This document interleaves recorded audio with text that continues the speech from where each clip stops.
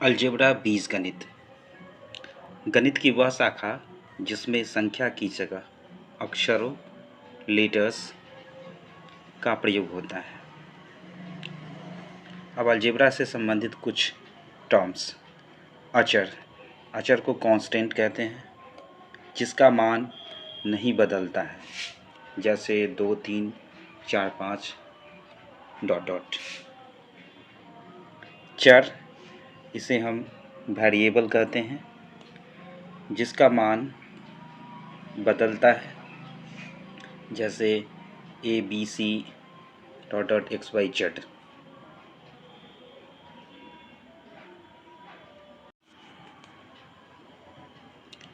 बीजीय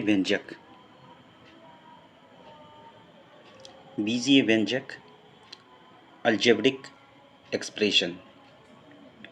इसमें चर एवं अचर प्लस माइनस गुना भाग द्वारा जुड़ा रहता है, जैसे 2x + y प्लस के द्वारा जुड़ा है, x + y प्लस के द्वारा जुड़ा है, x - y माइनस से जुड़ा है, 3x/y भाग के द्वारा जुड़ा हुआ है। बीजीय व्यंजक के पद यानी टर्म्स। बीजीय व्यंजक के पद प्लस या माइनस द्वारा अलग किया जाता है। बीजीय व्यंजक जैसे 2x² - 5xy + 6x - 2y। अब इसके पद यानी टर्म्स होंगे 2x² - 5xy 6x और -2y।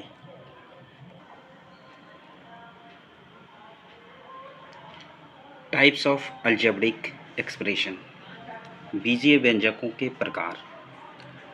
पहला, पदों की संख्या यानी टर्म्स की संख्या के आधार पर। पहला एक पदी मोनोमियल, इसमें एक पद होगा। एक पदी यानी मोनोमियल 2xy, -2x, 3y। दूसरा है द्विपदी बाइनोमियल। बाई मतलब दो होता है, इसमें द्वि मतलब भी दो होता है, यानी इसमें दो पद होंगे 2x + 5y। तीसरा त्रिपदी यानी ट्राइनोमियल।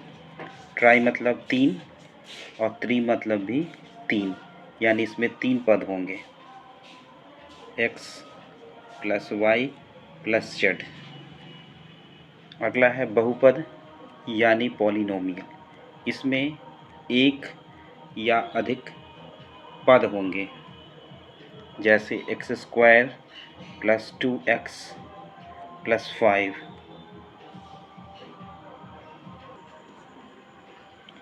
बीजीय व्यंजकों के प्रकार घात के आधार पर। Basis of degree. पहला, एक घाती यानी लीनियर। इसमें चर का अधिकतम घात 1 होगा, जैसे 2x - 3 में x चर है और इसकी अधिकतम घात 1 है। दूसरा है द्विघाती यानी क्वाड्रेटिक। इसमें चर की अधिकतम घात 2 होगी। 2x + y² है, इसमें y² में चर की अधिकतम घात 2 है। तीसरा है त्रिघाती यानी क्यूबिक। इसमें चर की अधिकतम घात 3 होगी, x³ + xy। इसमें चर x की घात 3 है।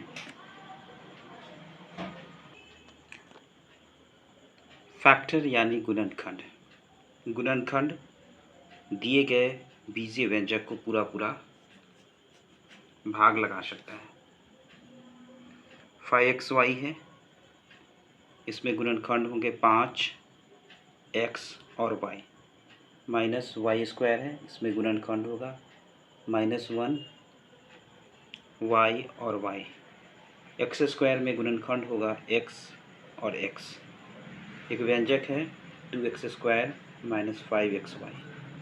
इसके पद हैं 2x² माइनस 5xy।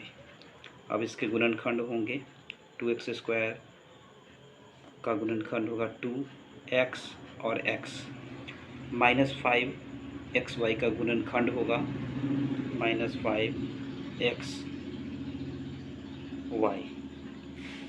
यह जो है गुणनखंड का ट्री डायग्राम है, यानी यह पेड़ की तरह दिख रहा है, इसलिए इसे ट्री डायग्राम कहते हैं। कॉफिशिएंट यानी गुणांक, जैसे कॉफिशिएंट यानी गुणांक जैसे -5xy है और इसमें xy का गुणांक निकालना, यानी xy में किससे गुना किया गया है वही इसका गुणांक है। तो -5 से किया गया इसलिए -5 हो जाएगा। अब x का गुणांक निकालना है, तो x में किससे गुना है तो -5y से, तो -5y हो जाएगा। अब y का गुणांक निकालना है, तो y में किससे गुना है -5x से, तो -5x जो है यहाँ y का गुणांक हो जाएगा।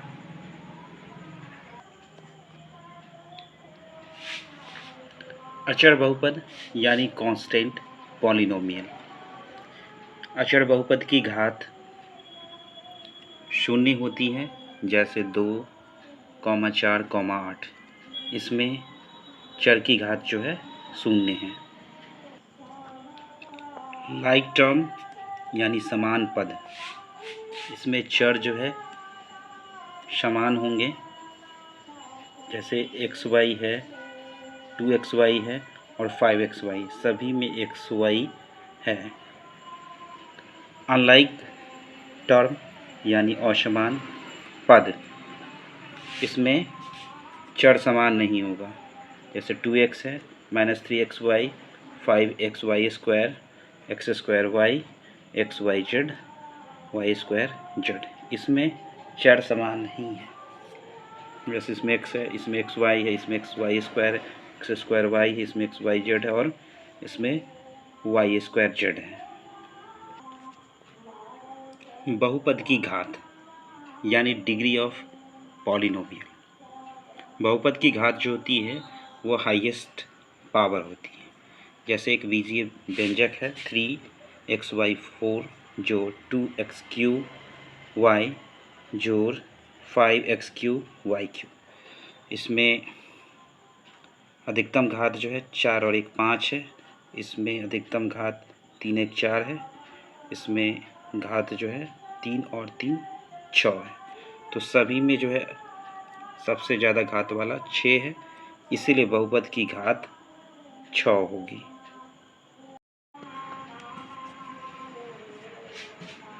अलजेब्रा का जोड़ एवं घटाव।